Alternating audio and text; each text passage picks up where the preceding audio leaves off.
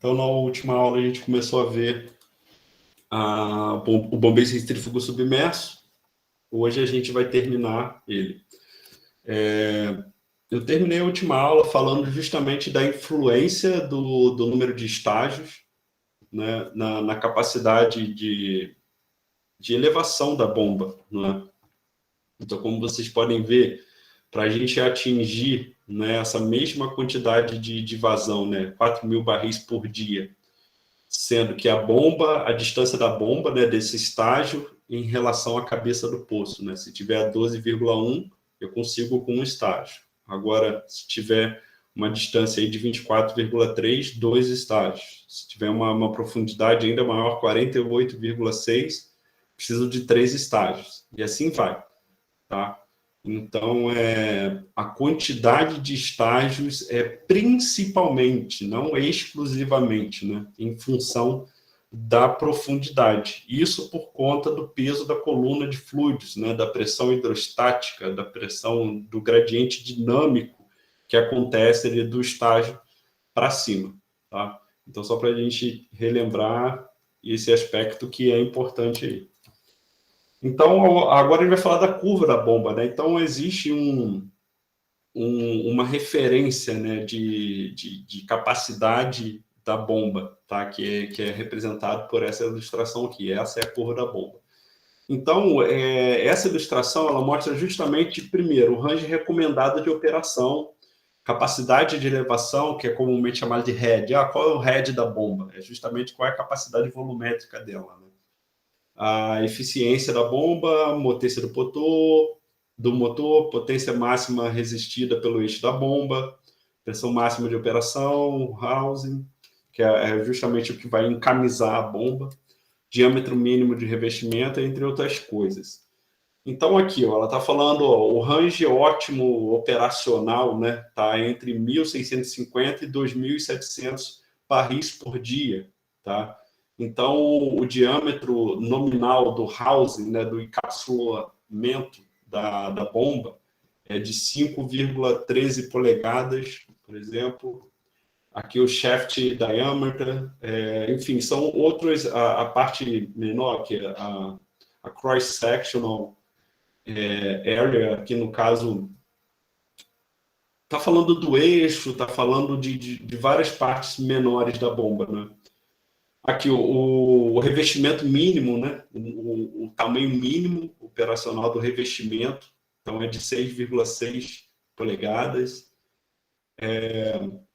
E aqui está mostrando já a potência da bomba, padrão, o máximo que ela aguenta, né? Aqui 410.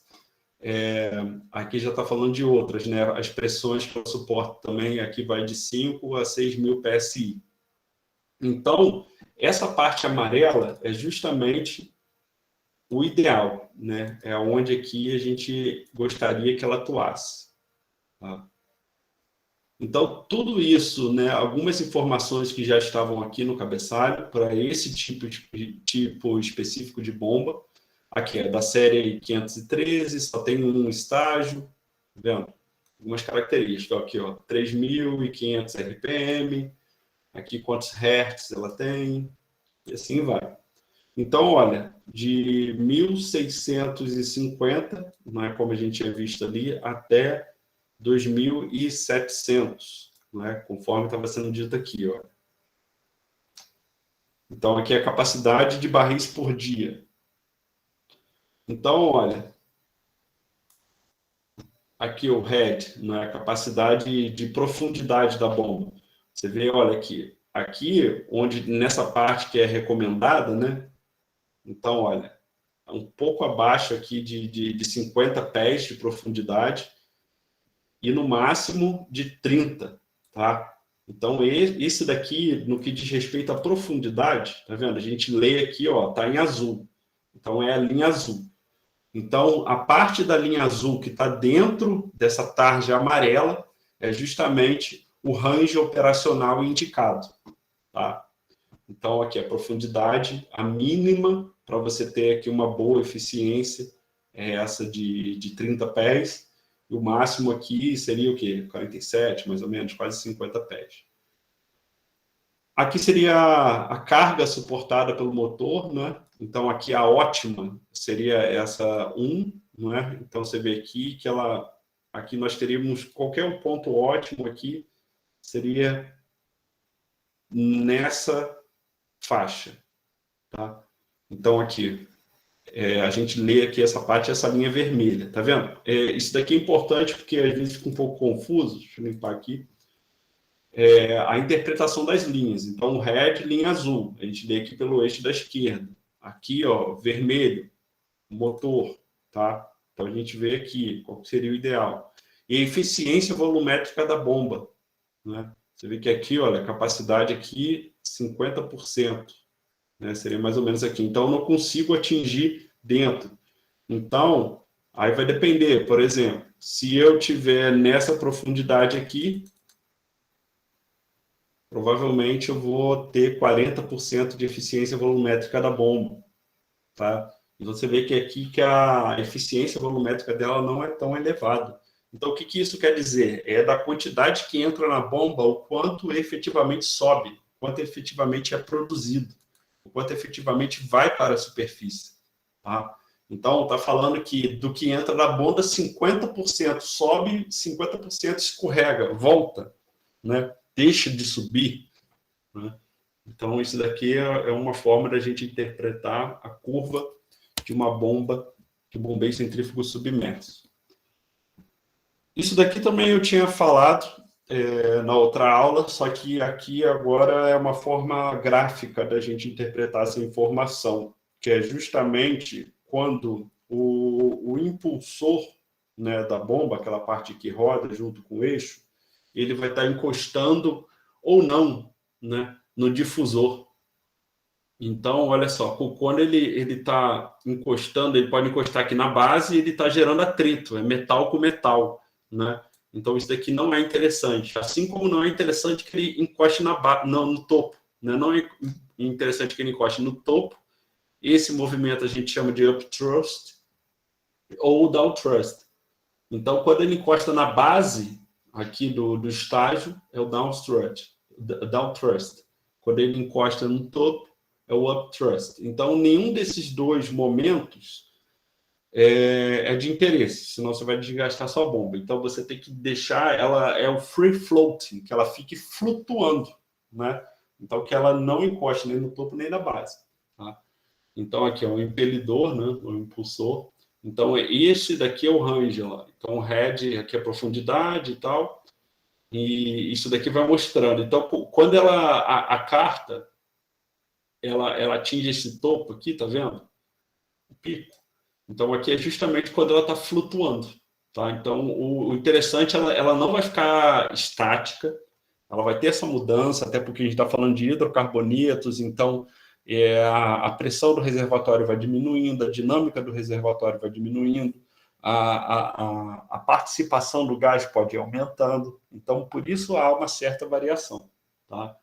Então, por isso que a gente tem um range, né? Por mais que a gente tente colocar aqui, olha, então aqui no meio indica que ela está flutuando o máximo ao centro, né?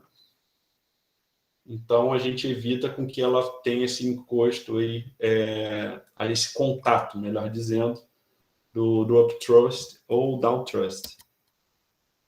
Aqui é a parte de admissão da bomba, né? Por onde os hidrocarbonetos vão entrar. Não tem muito segredo. Aqui, normalmente, ele pode ter alguma tela para evitar uma entrada de areia, que vai ser altamente prejudicial para o sistema da bomba. Ela é projetada para admitir fluidos, não para admitir sólidos, tá?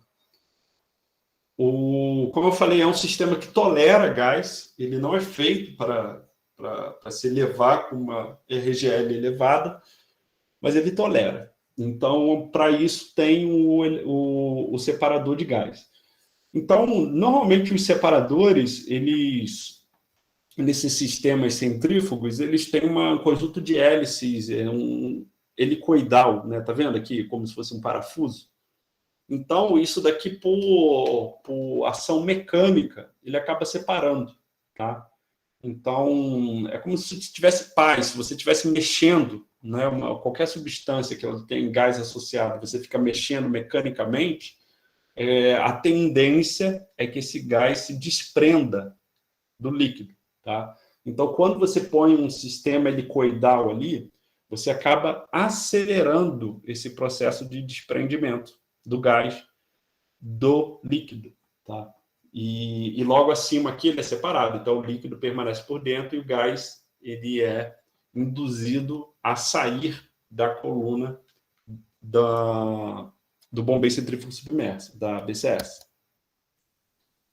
Então, algumas outras características, lembrando que o que nós tínhamos visto lá atrás era que o bombeio mecânico e o bombeio por cavidades progressivas, a bomba fica na cabeça do poço, né? E isso tem uma diferença enorme, porque a bomba está lá em cima, então é uma outra dinâmica que você dá para o seu poço. Agora, a partir do momento que a bomba está dentro do poço, ela é o último elemento, ela vai estar lá por último, né? Lá no fundo do poço mesmo.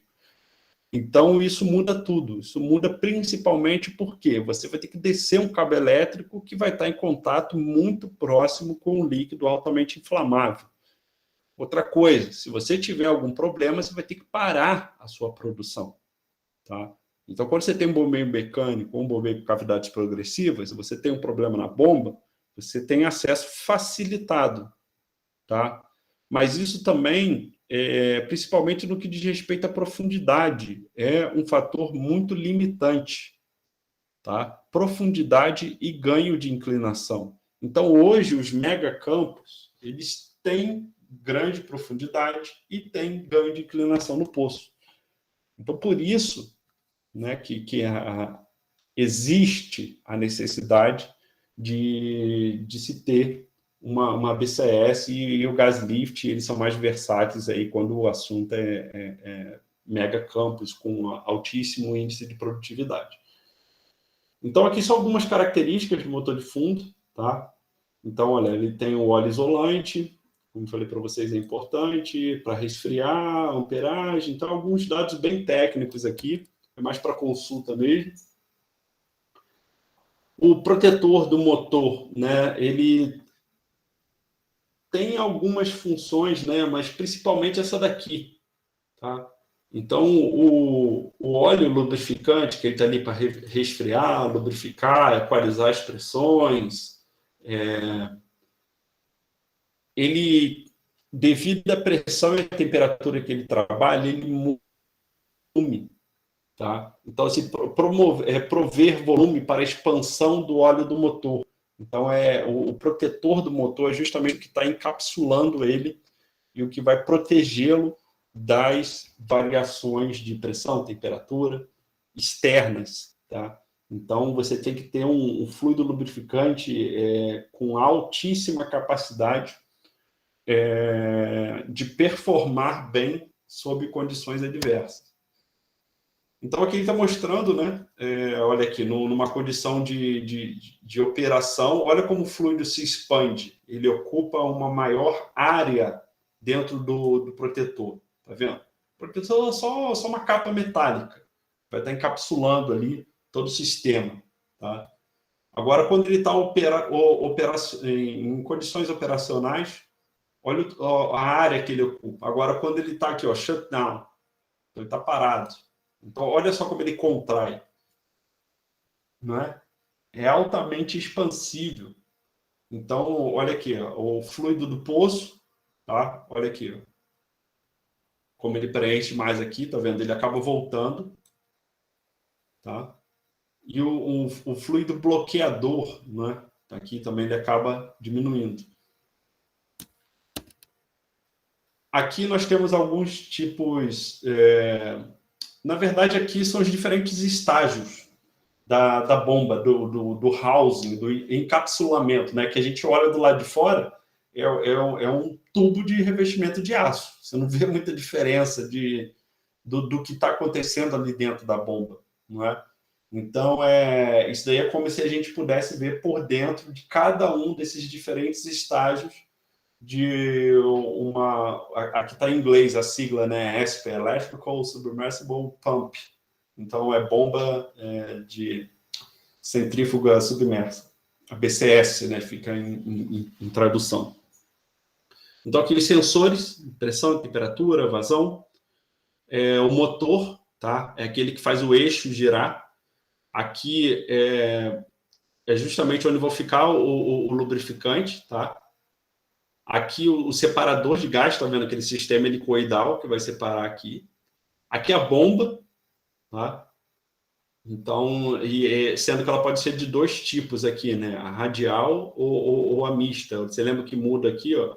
Tá vendo? Olha como essa é mais achatada, tá vendo? Essa daqui é mais achatada, essa daqui ela tem uma espessura maior, tá vendo? Ela tem um menor número de estágios. Olha, 1, 2, 3, 4, 5, 6, 7 estágios. Mas repare que cada estágio tem uma espessura bem maior. Tá? E aqui não, 1, 2, 3, 4, 5, 6, 7, 8. Né? Então aqui teriam 16 estágios. Né? Então isso vai depender principalmente do grau PI do óleo. Né? Tem algumas bombas que são mais eficientes do que outras.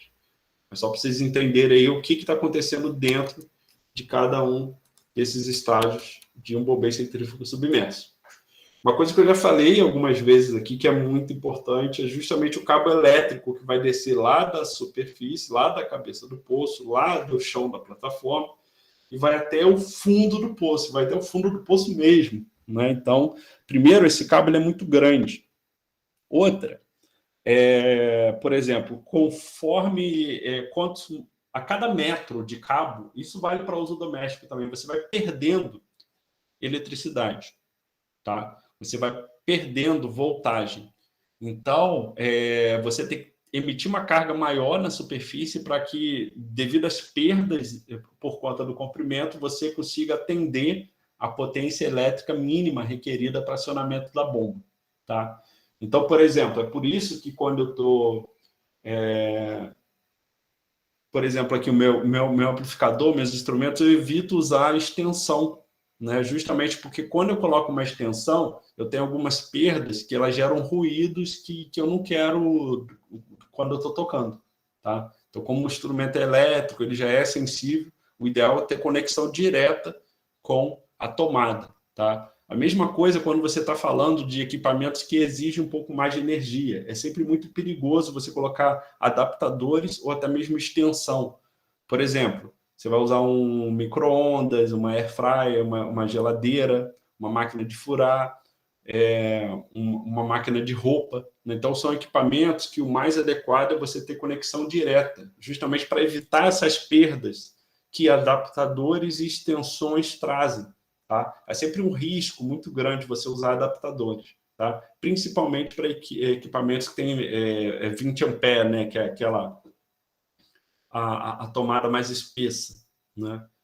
Então, são alguns cuidados que se tem que ter. Então, aqui, ó, algumas características, né? Trifásico, pode ser redondo ou chato, tá? Vai depender aí da disponibilidade entre o espaço anular, entre o revestimento e a bomba. Aqui, ela tem que ser, tá vendo como ela é altamente isolada? Tá vendo? Então, isso daqui o isolamento é muito importante. Então, olha lá, a queda de voltagem deve ser inferior, olha, a 30 volts a cada 1.000 pés ou 10 volts a cada 100 pés. Tá? Então, isso daí é uma métrica utilizada. Então, só para vocês verem quantos volts se perdem, né? Aí 10 volts a cada 100 metros. Né? Então, a queda de voltagem deve ser inferior. Então, tem a ver com a vida útil do cabo, né? O cabo pode estar muito gasto já. Tem a ver com a capacidade do isolamento, você pode ter isolado ele até demais. Né? Então, ó, corrigir esse ΔV para a temperatura, né? Essa variação de voltagem. Então, verificar a temperatura, fluidos corrosivos, pressão, presença de gás, espaço entre revestimento e luvas de coluna de produção. Então, esse é o principal ponto, queda de voltagem. Tá? Deve-se atentar a isso. A gente sempre vai ter, só que não pode ter uma queda muito abrupta. Por isso que a escolha do cabo mais adequado é importante. Aqui é o processo de cintagem. Tá? Então, sintagem é justamente esse processo de conexão do cabo elétrico na bomba. Tá? Então, aqui, tá vendo? Essa daqui é a cinta. Vendo? Ela foi cintada aqui. Ó. Então, isso é a cintagem.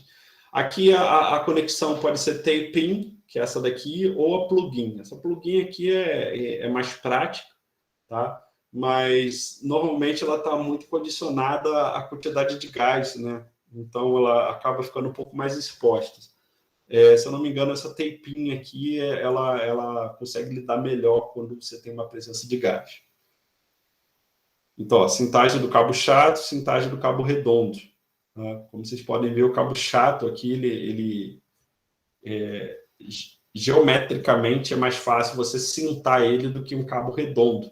Aqui você pode ter que ter cuidado para não colocar pressão demais na cinta a ponto de partir a armadura do cabo. Tá? Essa camada mais externa aqui desse cabo elétrico. Aqui alguns equipamentos importantes lá em cima, né? Lógico, você tem que ter uma fonte de energia confiável, normalmente geradores, tá? Um transformador também, justamente para você ter uma continuidade, você não ter uma sobrecarga, uma subcarga. Quadro de comandos, cabos elétricos de superfície, caixa de ventilação para o gás, né? Para você expelir esse gás, cabeça de produção, variador de frequência. Então, aí vai depender, né? Poço terrestre pode ser a própria rede elétrica, aquela que também vai dar acesso aí para uso doméstico, mas no mar não tem jeito, é gerador. Agora está falando das funções, tá? De cada um desses equipamentos. O quadro de comando, ele é a função básica, né? Imagina, seria a caixa de disjuntores ali, imagina, da casa, né? Então, ela é primordial. Só que aqui nós temos alguns outros registros, né? Registradores, melhor dizendo, ó, registrar amperagem, amperímetro. Aqui, você lembra que eu falei do relé de sobrecarga e de subcarga, né? Justamente quando você tem um pico de energia ou uma queda de energia. Temporizador, tá? Justamente para esses relés de subcarga ou de sobrecarga. Então, ele dá um tempo para depois tentar fazer uma retomada e ele está conectado aqui com o amperímetro, ele vai verificar automaticamente e pode ligar ou desligar todo o conjunto. A caixa de ventilação, como eu falei, ela evita a migração de gás para o quadro de comando. Então, é importante você ventilar o espaço anular para evitar o acúmulo de gás no espaço anular e até mesmo possíveis explosões. Hoje em dia são bem eficientes, tá, esses sistemas. Aqui a cabeça de produção, né, mostrando... Esse desenho não dá para entender muito bem, mas aqui o que eu destaco tá vendo aqui a coluna, né, de produção, está sendo... Está acoplada também a bomba, e aqui é o cabo, tá, elétrico sendo descido. Então, ela aqui tem que vedar, né? Então, a cabeça de produção ela é totalmente adaptada para receber uma BCS. Tá? Ela é diferente de uma cabeça de produção de uma BCP, de bombeiro por cavidades progressivas, que é diferente da stuffing box lá do bombeiro mecânico. Então, cada cabeça de produção tem a sua especificidade a depender do método de elevação que está sendo utilizado. Tá? Você não tem como generalizar a cabeça de produção por conta justamente dessas demandas específicas que cada método traz.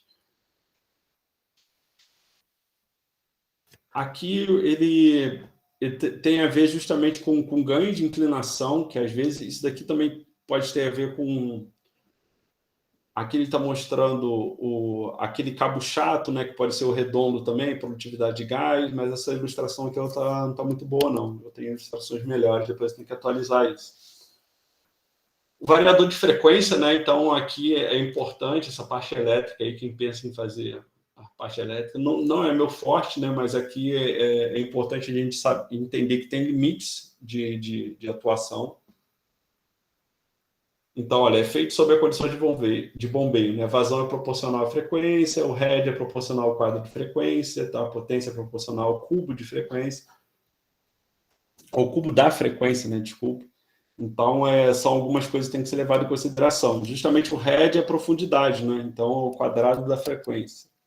Então, algumas dicas, né? Daqui eu peguei até de um curso bem específico de BCS, um curso bem prático. Peguei alguns detalhes, mas mais para ilustrar do que para vocês saberem que existe, tá?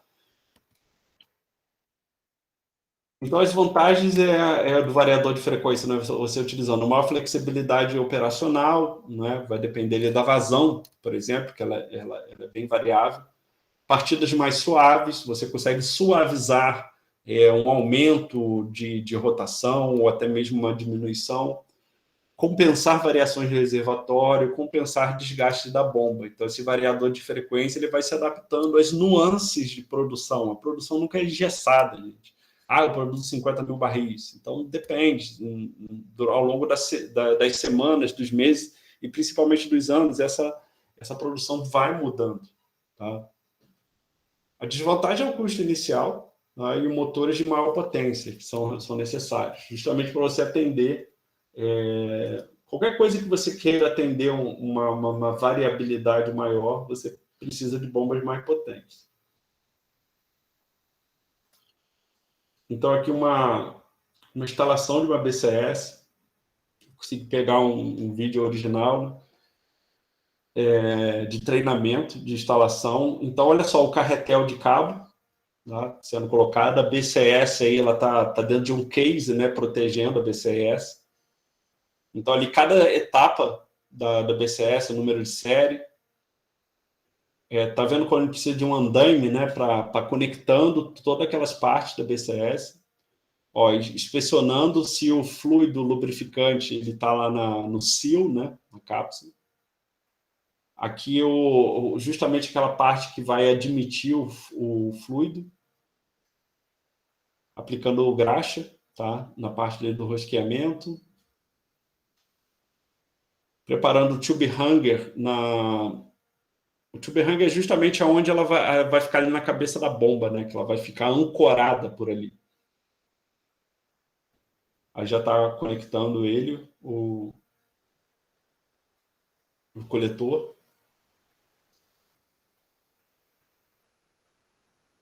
Aqui você já está fazendo o rosqueamento, né? Ali com o O-ring, que é justamente aqueles anéis de borracha, né?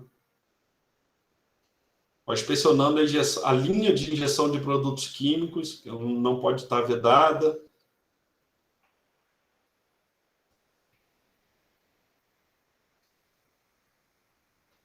Está encapsulando a ferramenta.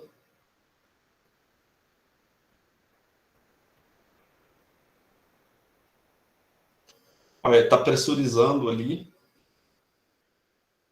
Olha lá. Compactando ela. Tá vendo? Olha só o tubo de aço, né? Você vê com o comprimento ali, ele já ganha inclinação. Ali fez um briefing com a equipe, né? Com medida de segurança. Repare que quando você começa a operação, gente, você não para. Você troca de equipe, mas você não para a operação. Aqui segurando o motor na cabeça do poço.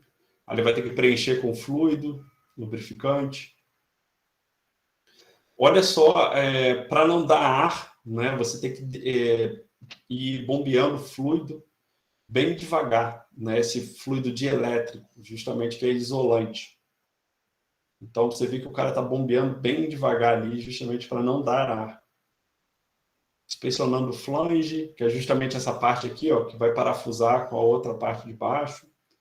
Aqui é esse anel de borracha de vedação, justamente como contato metal-metal, né, para você reduzir o desgaste. Então, conectando lá o seal, que é aquela parte lubrificante, ao motor. Tá vendo? Bem devagar, tá vendo? Daqui é o flange, que é justamente onde vai se parafusar. Olha lá. Então não é enroscado, é flangeado.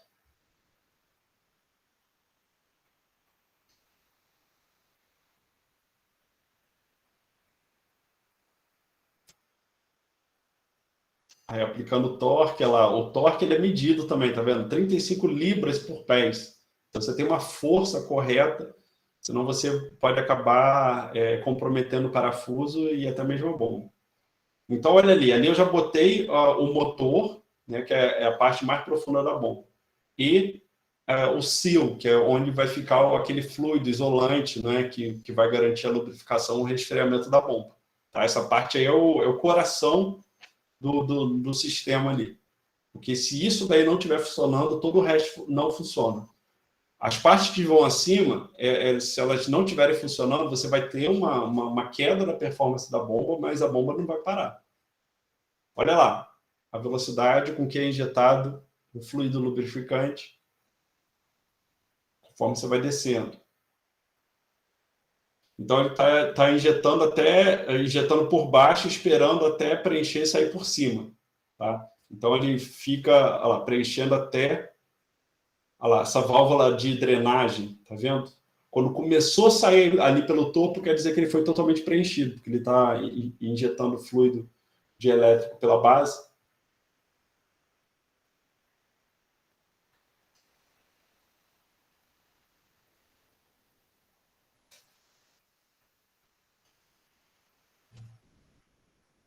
Agora já vai descendo mais. É sempre um procedimento bem delicado.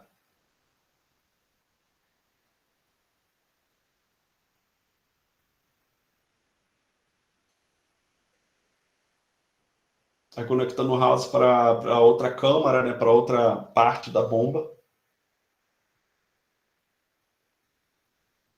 Então é mais fluido. Repare que conforme eles vão descendo, né, eles vão preenchendo com fluido conforme vai descendo. Aí está retirando flange de proteção, tá? Isso daí é só uma capa para você proteger, para você não danificar o flange, para você conectar a outra parte de cima.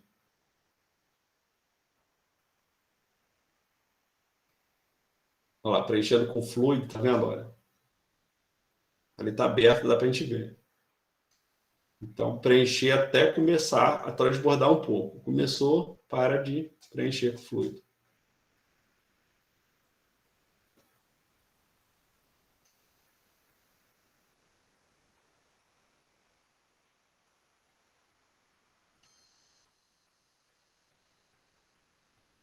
Olha lá, isso daí é o conector. Daí ele vai adaptar, não é? Olha lá, a bomba, aquele eixo, né, que gira a outra parte da bomba, né? Então ali ele está separando, está conectando, né? Porque imagina, vamos supor que aquele eixo ali ele é quadrado e o separador, o eixo é hexagonal. Então é justamente esse adaptador, né, de eixo que foi colocado ali. Então, olha, tem o seal, que é essa parte aí do que entra o fluido, tem o motor da bomba e tem o separador de gás. Tá vendo? Ele colocou essas três partes da bomba. Aí está injetando ali, verificando se a linha de injeção de produto químico, caso você tenha algum entupimento, você desce ali o produto químico, né? Para dissolver. Aí o centralizador. Esse centralizador também é importante para que a bomba não fique encostada de um lado, né, do poço e, e do outro não, né? Então ela tem que estar esse alinhamento é importante, essa centralização. Movendo a capa. Aqui, ó, processo de sintagem. Ela fez a conexão do cabo elétrico.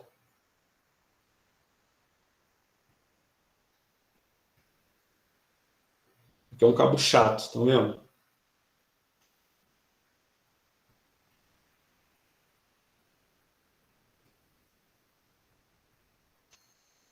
Inspecionando já a bomba, aqui onde ela vai se conectar, limpando o flange.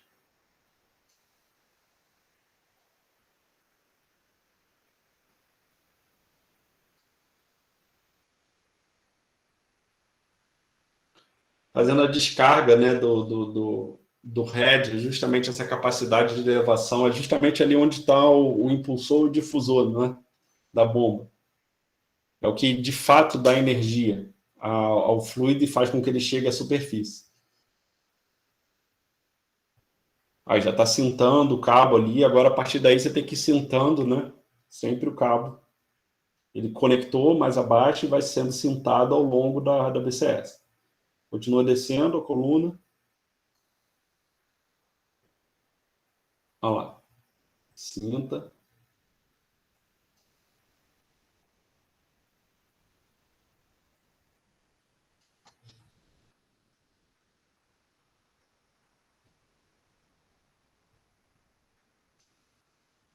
Aí isso daí é o tubo que vai vir logo acima, aí já é o tubo de produção, né? Olha lá, ele vai testar o cabo elétrico. Essa parte elétrica aí é bem delicada também. Fazendo um teste de resistividade a cada 10 conexões, né? Então, tá vendo? Aquilo que eu te falei da perda, né, por profundidade, eram 10 volts a cada 100 metros, né? Ele vai vendo isso daí justamente a cada 10 conexões ali do cabo. De 10 em 10 ele vai verificando se as perdas estão corretas. É como eu falei, a perda é inevitável. Então você vai ter um multímetro aí justamente para você ir aferindo isso lá. Ou as funções, né? A pressão de entrada, temperatura do motor e vibrações, né? Que você consegue conectar ali. Testa a linha de injeção química a cada 10 conexões. A pressão não deve crescer, tá vendo? Então a pressão deve se manter estável.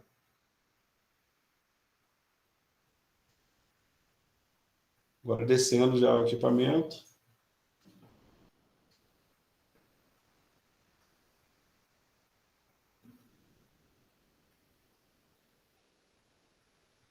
Ó, pegando mais ideia, coluna de produção. Ali está conferindo a quantidade de conexões que vão ter que ser feitas, fazendo a completação, né, por luva ali. Isso daí é o Iron Rod, né?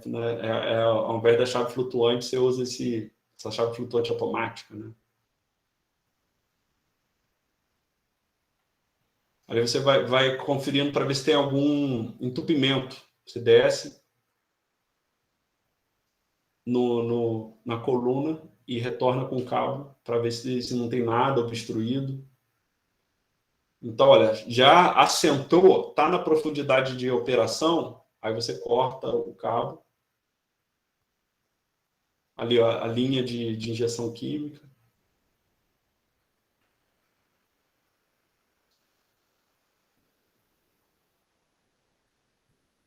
verificando se está corretamente isolada. É o tube hanger, é o suspensor de coluna, o cara que vai ancorar, né, onde vai ficar ali na cabeça do poço, que é o TBHG, tube hanger. Aí está cintando a linha de injeção de químico.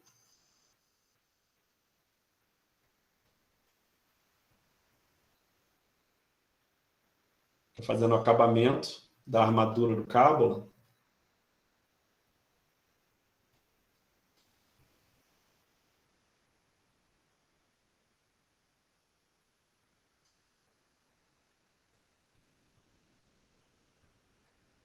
Testando a resistividade. Está isolando. Se não está passando para além da armadura. O lançador de PIG é também para verificar se a coluna vai estar obstruída ou não.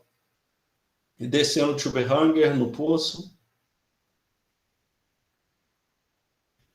Até que ele fique na altura da cabeça do poço e vai ancorar. É ele que vai suportar todo esse peso. Tá? Por isso que ele é importante. É ele que vai se agarrar à cabeça do poço e vai garantir o peso, né, de tudo que está abaixo dele. Instalando duas check valve, né, só permite o fluxo, deslocamento positivo, que a produção suba, não que ela desça. instalando a Christmas Tree, a árvore de Natal, uma pressão de teste de 3.000 PSI. E é isso. Daí só para vocês verem como é o procedimento, né? Normalmente quem faz... Você tem uma equipe de engenheiro e técnico em elétrica e eletromecânica, não é? E você tem empresas específicas que normalmente fazem esse tipo de instalação. Aqui para o acompanhamento da produção, tá? Então vocês viram ali, olha que o vídeo é até demorado, né? Mas repara que começou num dia e acabou no outro. É um processo aí, normalmente, cerca de 30 horas para você instalar uma BCS no lugar que você conhece, com uma equipe bem treinada, com todos os equipamentos disponíveis, né? Sem imprevistos.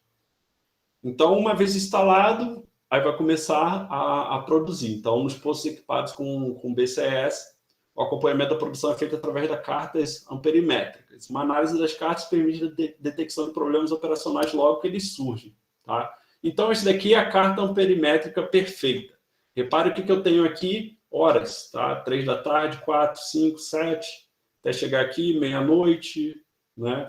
E aí vai, 1 da manhã. Então, você vê qual foi a variação, né, de rotação da bomba em função dos horários. Tá?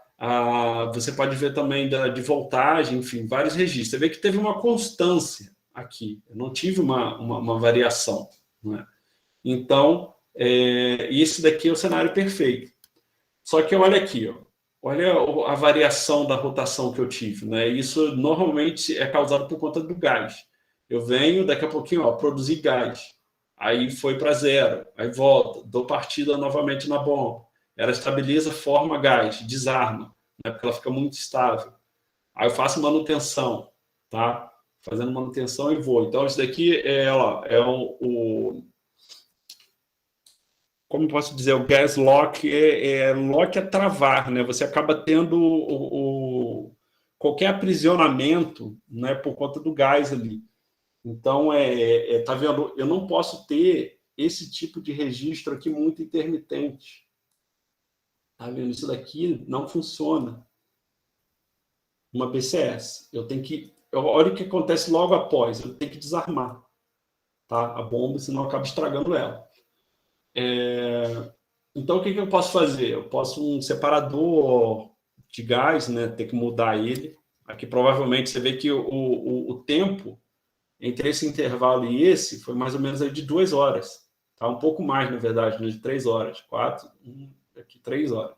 Até desarmar, né? E foi identificado a partir da segunda hora. Aqui, ó, 10, 11 também. A partir da segunda hora, depois de transcorrido 120 minutos, aí eu comecei a ter essa intermitência, eu tive que desarmar. Aqui, repare que não aconteceu nada. Provavelmente eles trocaram, por exemplo, o separador de gás, conseguiram uma maior constância, aqui, foi de 6 até as 11, só que, de novo. Então, aí não tem como. Então, eu tenho que redimensionar a bomba, até mesmo escolher outro método. Tá? Aqui é quando ela não consegue carregar o suficiente, não tem carga suficiente, ela não fica totalmente preenchida com óleo. Tá? Então, o reservatório, eu preciso de mais potência da bomba, de um maior número de estágios, eu preciso canhonear o meu reservatório, eu não estou tendo fluido suficiente para poder fazer chegar o óleo na superfície. Tá?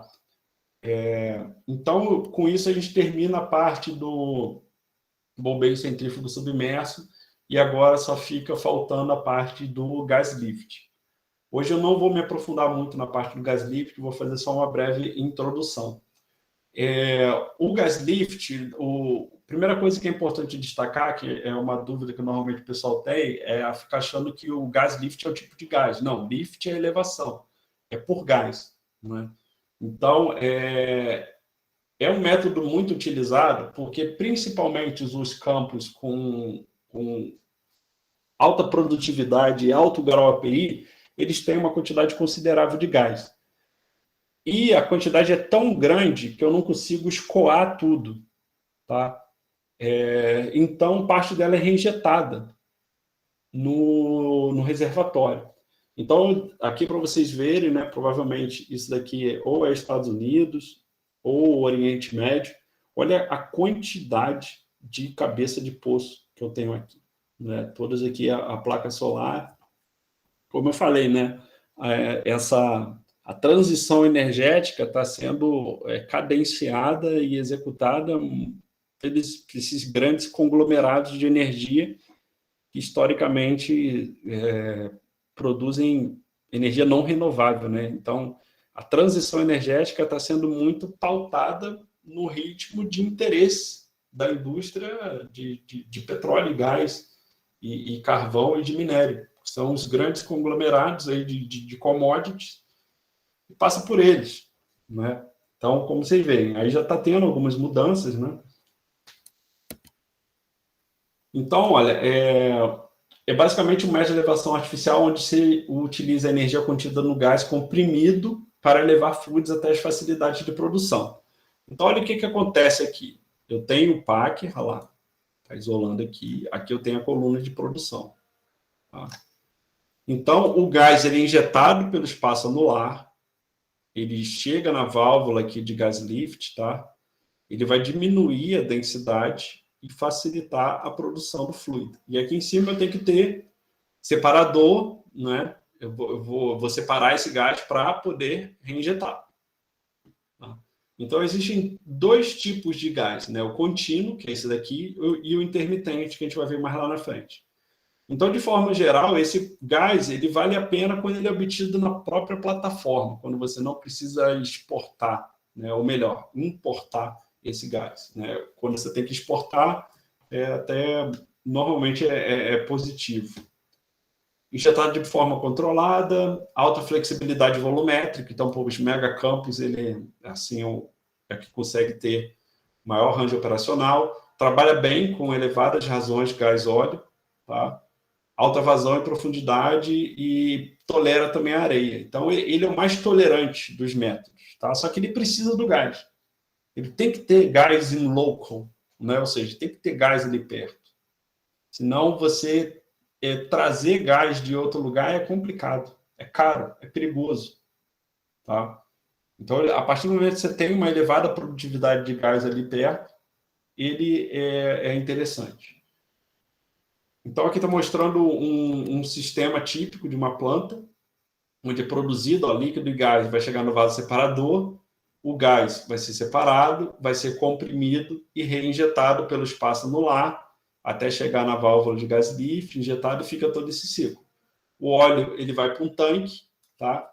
Que vai depois para a refinaria. Tá? Então, aqui, essa coluna é adaptada, são os mandris de gas lift, onde ficam instaladas as válvulas de gas lift. Tá? A gente vai ver isso daí um pouco mais no detalhe. Só estou mostrando um sistema global de gas lift, como ele funciona. Não é? Então, é a mesma coisa, ele é injetado pelo espaço anular, tá? Chega na válvula de gas lift, ele é produzido aqui. Aí ele vai para o manifold de produção, onde ele é distribuído.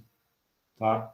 Então, aqui aqui ele é separado, o líquido vai para o tanque. O separador vai para o compressor, parte do gás pode ir para o mercado, tá? Vai atender o mercado de gás lift, ou o mercado de gás normal, né? E aqui você tem ele voltando. Daqui são outras linhas de produção. Então, repare, essa é a função do manifold, tá vendo? Então, olha aqui, eu tinha um poço, 2 poços, 3, 4 poços. Tá? Então, esses 4 poços vão se conectar nessa linha e só vai uma linha para o separador. Então, esse é o manifold. Tá? O manifold ele faz justamente essa redução de linhas de conexão. Né? Ele pega 4 poços, reúne a produção de todos eles e distribui depois só uma para o separador, ao invés de mandar 4 linhas para o separador. Tá? Então, essa é a função do manifold de produção. Aqui, está vendo como existem várias plantas? Né? Então, vai depender muito daquele projeto em específico. Aqui já tem uma outra planta um pouco mais completa, né? Mostrando aí várias outras possibilidades que eu posso ter.